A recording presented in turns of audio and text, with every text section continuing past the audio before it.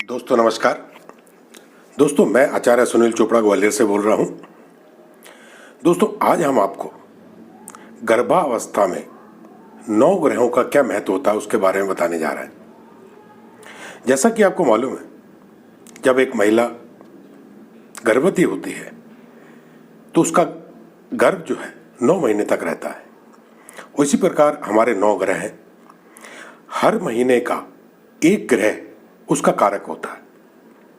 इन 9 महीनों में हर ग्रह अपना एक प्रभाव डालता है।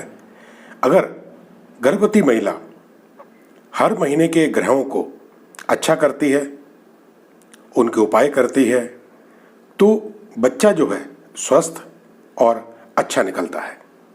क्योंकि कई बार क्या होता है, अगर माता की कुंडली में कोई ग्रह अच्छा नहीं है तो उस महीने में उसको गर्भावस्था में समस्या आ सकती है।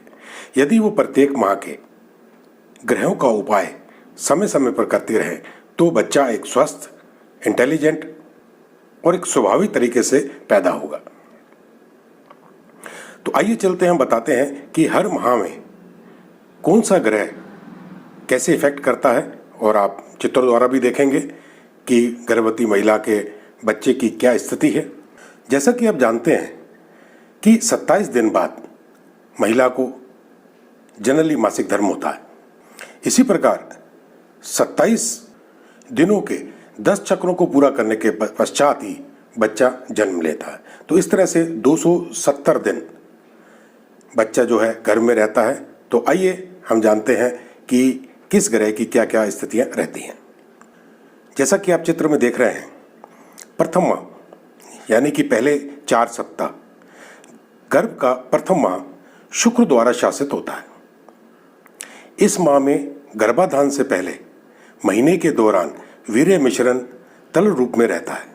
इसलिए शुक्र को इस महीने का स्वामी कहा जाता है, क्योंकि शुक्र जो है वीर्य का कारक है।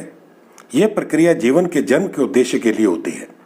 शुक्र ग्रह वीर्य का कारक होने के कारण इस एक माह की अवधि में गर्भवती महिला को शुक्र ग्रह की पूजा करनी चाहिए।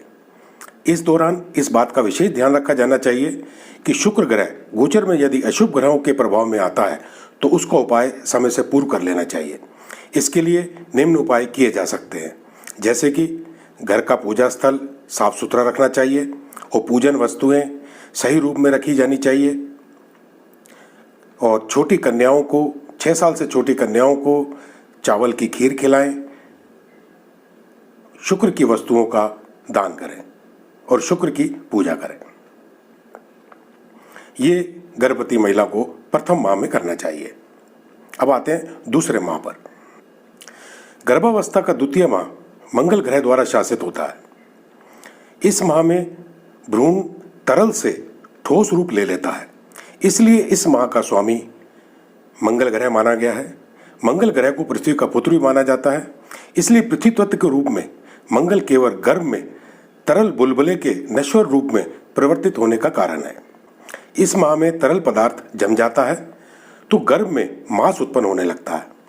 मंगल मांस, ठोस अवस्था आदि का कारक है, इसलिए इस माह के दौरान तरल अवस्था में यह मिश्रण एक ऐसे नश्वर का आकार लेना शुरू कर देता है जिसमें कठोरता का आभास होता है। यदि मंगल ग्रह गोचर में खराब स्थिति में है या महिला की कुंडली में अशुभ भाव में वक्रीय या पीड़ित अवस्था में है तो महिला के गर्भ संबंधी समस्याएं उत्पन्न होने लगती हैं। इस माह में पति व पत्नी दोनों को मंगल ग्रह की पूजा करना चाहिए, जिससे कि उसको फायदा होगा। मंगल को शुभ करने के लिए हनुमान जी की उपासना करें, हनुमान चालीसा पढ़ें, सुंदरकांड का पाठ करें और बंदरों को गुड़ और चना खिलाएं। तो ये उपाय थे दूसरे महीने के मंगल के। अब आते हैं हम तीसरे माह पर। तीसरा माह जो है गुरु का कारक कहलाता है। गुरु इसका शासिक ग्रह है। इस माह में भ्रूण के अंग बनने लगते हैं। हाथ और पैर, कान, पैर की उंगलियां और उंगलियां शरीर के अंगों के निर्माण के लिए विकसित होने लगते हैं। इस महीने के दौरान भ्रूण का लिंग भी निर्धारित होने लगता है। इस माह के स्वामी बृहस्पति ग्रह हैं। उस नाश्वर भ्रूण में जीव अंश अब शुरू होता है। इस माह में महिला को जीव प्रदान करने के लिए बृहस्पति ग्रह को धन्यवाद कहना चाहिए, क्योंकि बृहस्पति ग्रह समृद्धि और वृद्धि का कारक ग्रह है और इसे जीवनदाता कहा जाता है। शरीर के अंगों का विकास और गर्भ भ्रूण में गतिविधि तीसरे महीने से शुरू होती है। तीसरे महीने के दौरान भगवान बृहस्पति की पूजा लाभदायक रहती है। यदि स्त्री की कुंडली में बृहस्पति खराब स्थिति में है तो इस महीने के दौरान विशेष सावधानी बरतनी चाहिए। अशुभ भावों में स्थित है तो समस्याएं सामने आ सकती हैं। तो शरीर में जीवा के निर्माण से ठीक पहले इस महीने में गर्भपात होने की संभावनाएं बढ़ जाती हैं। इसलिए इस माह में विशेष सावधानी रखने की सलाह चिकित्सक देते हैं। यदि किसी कारणवश गर्भपात कराना हो या करना पड़े तो इस माह में यह निर्णय ले लेना चाहिए। गर्भपात की घटनाएं प्रथम 12 हफ्ते में ही देखने में आती हैं। इसका उपाय जो है, गुरु को अच्छा करने के लिए हल्दी और केसर का खाने में प्रयोग करें और चंदन का तिलक लगाएं या फिर केसर का तिलक लगाएं अथवा पीपल के पेड़ पर जल चढ़ाएं और शिवलिंग की पूजा करें। इन उपायों से बृहस्पति अच्छा होता है तो आपका बृहस्पति ग्रह अच्छा होगा, जिससे कि बच्चे का ज्ञान भी बढ़ेगा और उसके अंग भी विकसित होंगे। अब आते हैं हम चतुर्थ माह पर। गर्भावस्था के चौथे माह का स्वामी सूर्य है। गर्भावस्था के चौथे महीने के दौरान शरीर में हड्डी का निर्माण शुरू हो जाता है। हड्डियां, ताकत और मानव शरीर की संरचना बनना प्रारंभ हो जाती है। सूर्य देव इस माह के स्वामी होते हैं। सूर्य हड्डियों का कारक होने के कारण इस माह में यदि महिला की कुंडली में सूर्य खराब स्थिति में है तो समस्याएं उत्पन्न होती हैं। यदि इस महीने के दौरान सूर्य गोचर में अशुभ स्थिति में हो या राहु केतु से युति बना रहा हो तो सूर्य ग्रहण होता है तो भ्रूण के लिए काफ़ी समस्याएं पैदा हो सकती हैं। तो इस अवधि के दौरान महिला को अशुभ प्रभाव से बचने के लिए सूर्य देव की पूजा करनी चाहिए, सूर्य को जल देना चाहिए, गायत्री मंत्र का पाठ करना चाहिए और उगते सूरज के सामने बैठना चाहिए, जिससे कि उगते सूरज की जो धूप है वह बालक को लगे। अब आते हैं हम पंचम माह के ऊपर। तो पंचम माह का जो शासित ग्रह है वह चंद्रमा है। 5वें महीने में गर्भ में पल रहे भ्रूण में रक्त बनने लगता है। रक्त एक तरल रूप में होता है तो शरीर के सभी प्रकार के तरल पदार्थों का कारक ग्रह चंद्रमा होता है। इसलिए इस माह का स्वामी चंद्र कहा गया है। चंद्रमा मन का भी कारक ग्रह है। भावनाओं को भी चंद्र ग्रह नियंत्रित करता है। शरीर में रक्त का संचार चंद्र के अधिकार क्षेत्र में आता है। इस महीने में रक्त, नसें, त्वचा आदि बनना शुरू हो जाती हैं। यदि चंद्रमा खराब स्थिति में है, दुर्बल है, तो महिलाओं को गर्भ में समस्या आ सकती है। इसके अतिरिक्त इस माह में चंद्र ग्रहण हो या चंद्र अशुभ ग्रहों के कारण पीड़ित हो रहा हो तो भ्रूण को समस्याएं भी आती हैं। इस माह में महिला का चंद्र देव का पूजन करना काफ़ी लाभकारी रहता है।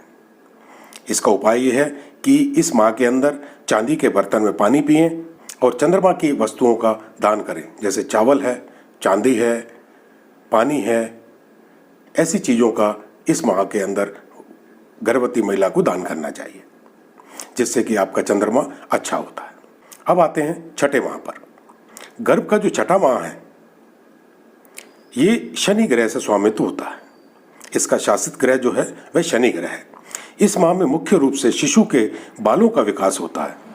इसके साथ ही छठे महीने के दौरान बच्चे में नाखून और बाल विकसित होने लगते हैं। नाखून, बाल आदि विषयों के स्वामी शनि ग्रह है। शरीर के इन अंगों के पास कोई भी जीवन नहीं होता है, इसलिए वे बेजान होते हैं। इस समय अंगों का उचित विकास बच्चे का होना शुरू हो जाता है। इसलिए यदि शनि वक्रीय अवस्था में गोचर कर रहा है, कमजोर है या खराब स्थिति में है तो इस माह में गर्भ में बच्चे को समस्या हो सकती है। तो इस महीने के दौरान भगवान शनि की पूजा करना बेहद फायदेमंद रहता है। इसका उपाय है लोहे की वस्तुएं या काले उड़द, सरसों का तेल, इसका दान करें और शिवलिंग पर बेलपत्र चढ़ाएं।